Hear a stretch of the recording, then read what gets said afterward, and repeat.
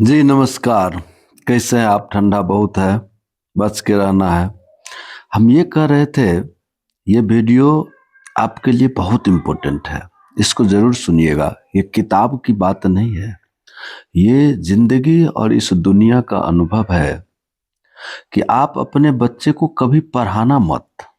जी, थोड़ा अटपटा लगा होगा कि क्यों नहीं पढ़ाएँगे?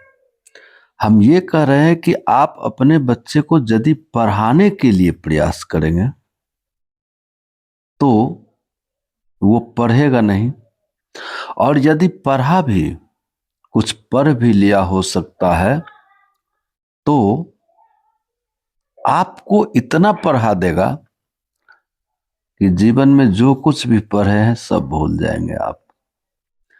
और दूसरी बात है कि 30 साल आपकी आयु कम हो जाएगी। जी, उसे सिखाना है। क्या सिखाना है? उसे सिखाना है कि 1 रुपये का क्या महत्व होता है। उसे ये ऐसे सिखाना है, किसी अनजान दुकान में लेके जाइए जहां वो दुकानदार ना आपको पहचानता है ना उसको पहचानता है। उसे 5 रुपया दीजिए और 6 रुपया वाला कोई टॉफी लाने के लिए भेज दीजिए। उसे दुकानदार जब 1 रुपया नहीं रहने के कारण टॉफी नहीं देगा तो उसे 1 रुपये का महत्व समझ में आ जाएगी। उसे समय का महत्व समझाइए। समय क्या है, समय कहाँ लगाना चाहिए। उसे दिखाइए कि जब हॉस्पिटल में कोई पेशेंट जाता है बहुत ही भयावह स्थिति में, और हॉस्पिटल के गेट पर जाके वो मर जाता है, और डॉक्टर कहता है काश 5 मिनट पहले आ गया होता तो शायद हम बचा लेते, तो उसे समय का महत्व पता चलेगा कि अपने समय को किस तरीके से उपयोग करना चाहिए। ये मेरा समय किसके काम आना चाहिए। अपने घर के बड़े बुजुर्गों के साथ कैसा व्यवहार करना चाहिए, ये सिखाइए उसे। समाज के लोगों के साथ कैसा व्यवहार करना चाहिए, किससे दोस्ती रखना चाहिए, किससे दोस्ती नहीं रखना चाहिए, ये सिखाइए उसे। उसे सिखाइए कि पढ़ाई क्या है, पढ़ना क्यों जरूरी है। यदि आप पढ़ेंगे तो आपका जीवन कैसा होगा, आप नहीं पढ़ेंगे तो आपका जीवन कैसा होगा। आप नहीं पढ़ने के बाद, आपके नहीं पढ़ने के बाद आपका जो जीवन होगा, आप क्या करेंगे? मजदूरी करेंगे किसी के खेत में, या किसी होटल में बर्तन धोएंगे, या किसी आलू के दुकान में ट्रक पर से पीठी पर लाद के बोरा उतारेंगे। आप क्या करेंगे? उसे समझाइए कि आप नहीं पढ़ेंगे तो आपको जीवन चलाने के लिए कमाना पड़ेगा, आपके पास क्या विकल्प है। उसे समझाइए कि आप अपने दिन रात मेहनत करके यदि तुम पढ़ लेते हो, एसी या पंखा में बैठ के, हीटर में बैठ के 2 साल, 3 साल, 1 साल, 6 महीना, 4 महीना, 2 महीना यदि तुम पढ़ते हो और अपनी संपूर्ण शक्ति उस पढ़ाई में लगा देते हो, तब तुम्हारी जिंदगी कैसी होगी, ये सिखाइए।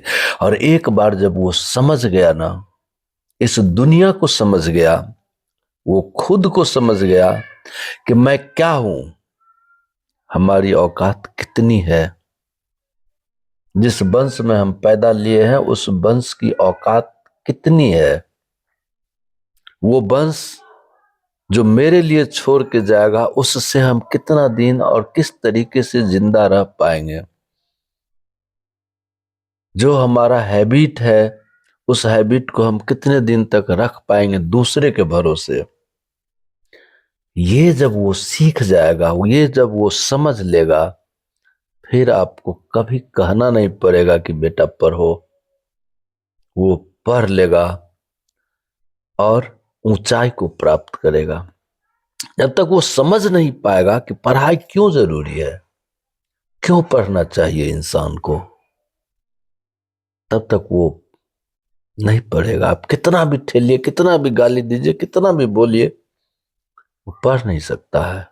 और यदि पढ़ भी लिया थोड़ा बहुत, तो आपको ऐसा पढ़ाएगा कि सारा जिंदगी का आपका पढ़ा लिखा आप भूल जाएंगे और आपकी आयु कम हो जाएगी। जी धन्यवाद। समझाइए बच्चे को पढ़ना क्यों जरूरी है। वो समझ गया और उसके अंदर में आग जल गई ना कि ये हम किसी की मजदूरी नहीं कर रहे हैं।